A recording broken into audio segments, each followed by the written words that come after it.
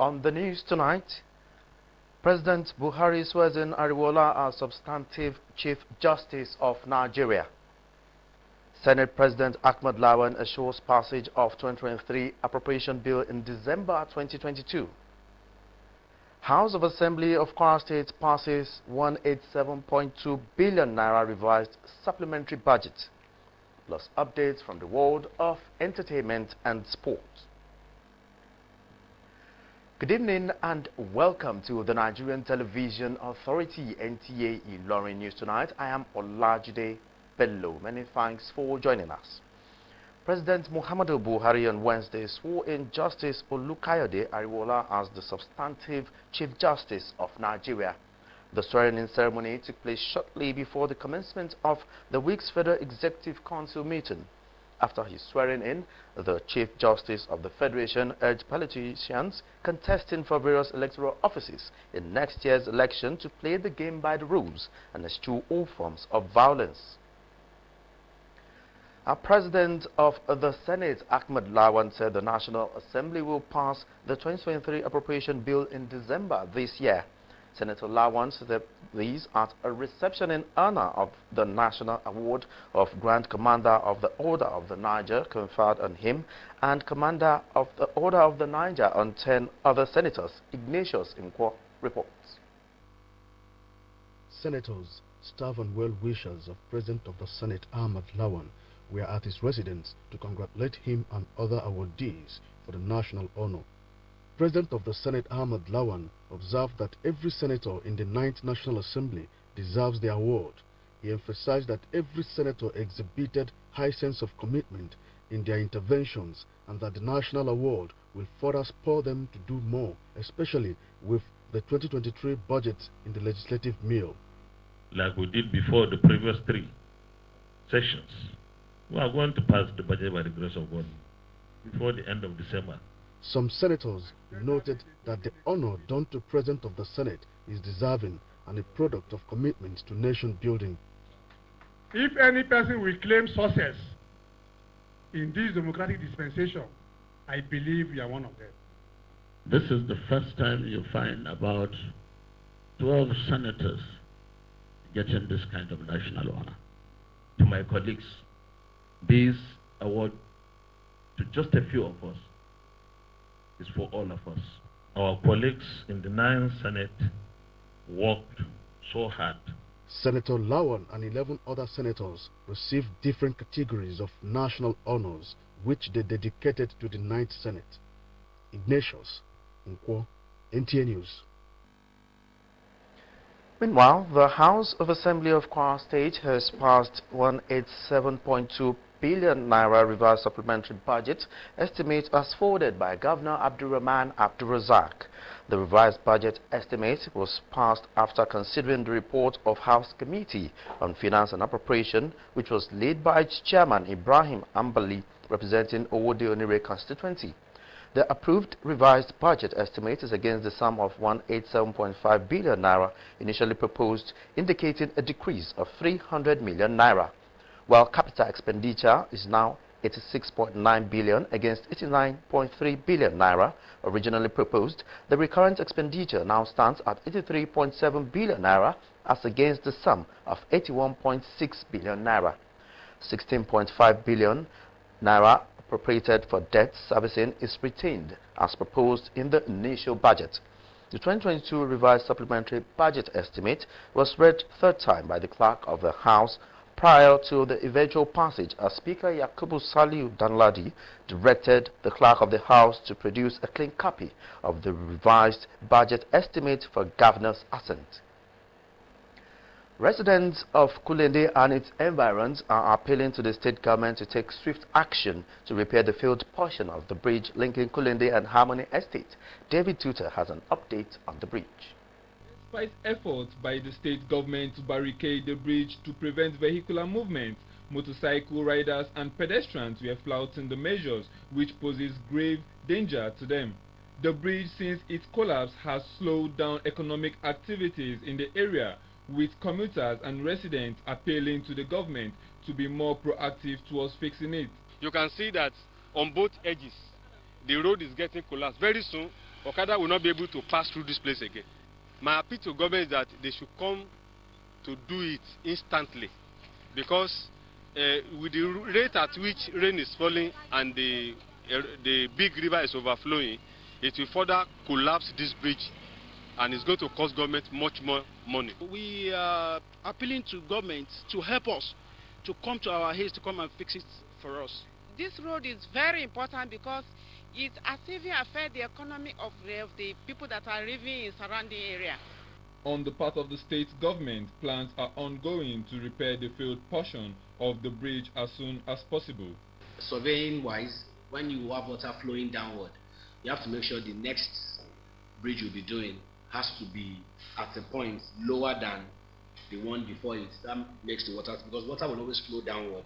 But that Harmony bridge is at a higher point. So you already see one of the piers already exposing. If we try to dredge, we will only dig out the bridge, which cannot work. So we will be looking at reconstructing a better bridge. We have alternative routes, and that is what they should be using for now. People should even desist from, the pedestrian. People should please not walk on that bridge. It's unsafe for now.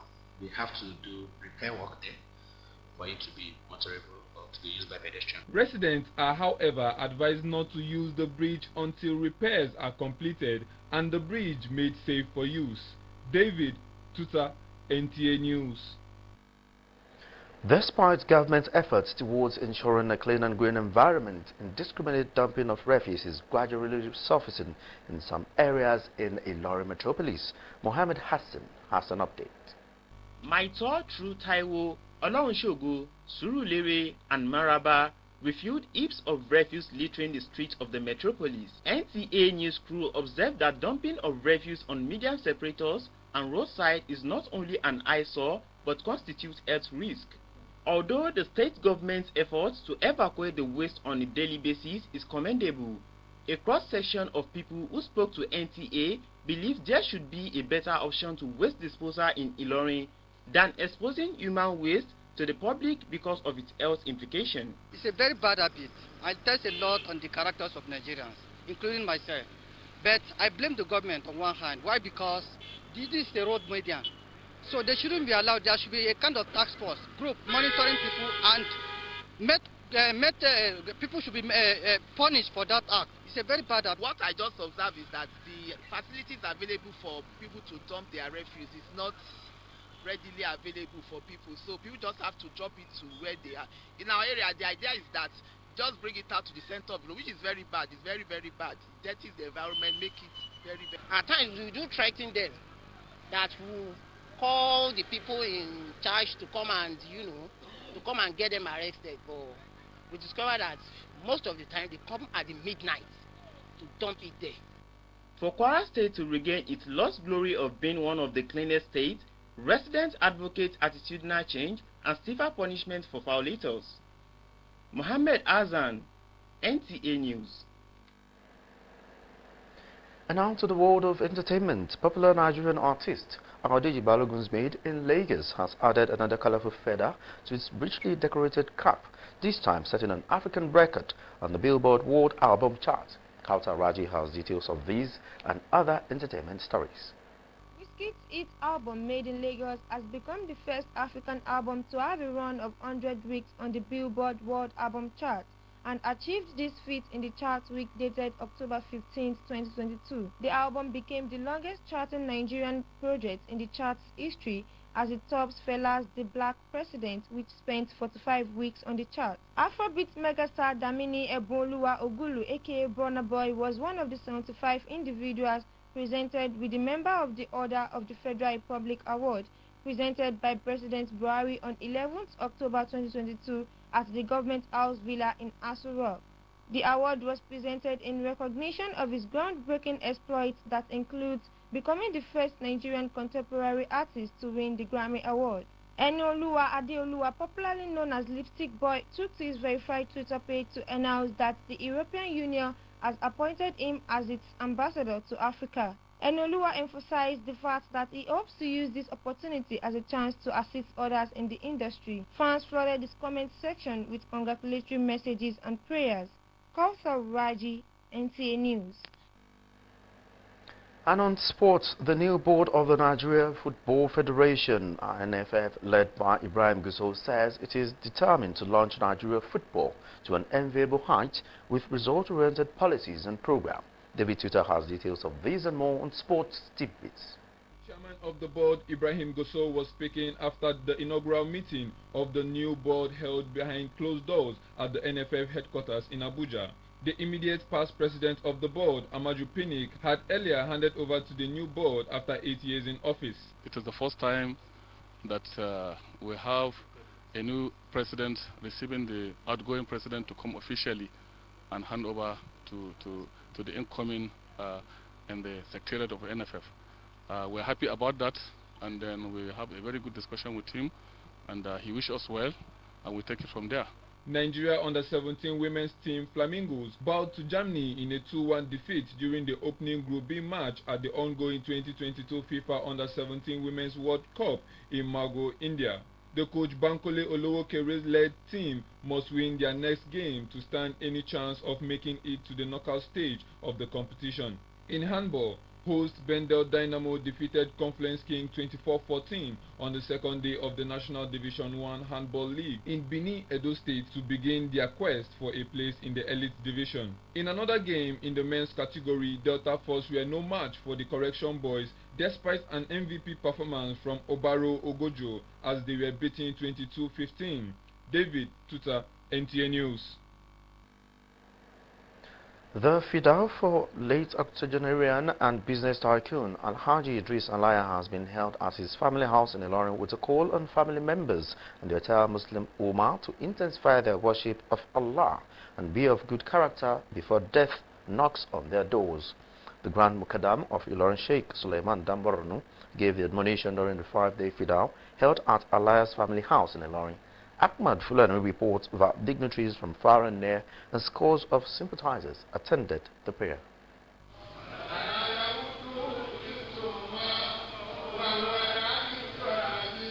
That congregational prayer set the tone for the fidal in honor of late Alhaji Idris Alaya, who died last Friday after a brief illness. Extolling the virtues of the deceased, the Grand Muqaddam of Ilorin, Sheikh Suleiman Damborno, described him as a man of the people, trustworthy, humanity personified, and a peacemaker. He called on the deceased children to continue the legacies of their father and always give support to their relatives. The Chief Imam of Ilorin, Sheikh Muhammad Bashir Soli, alongside other clerics, led the congregation in the fidal.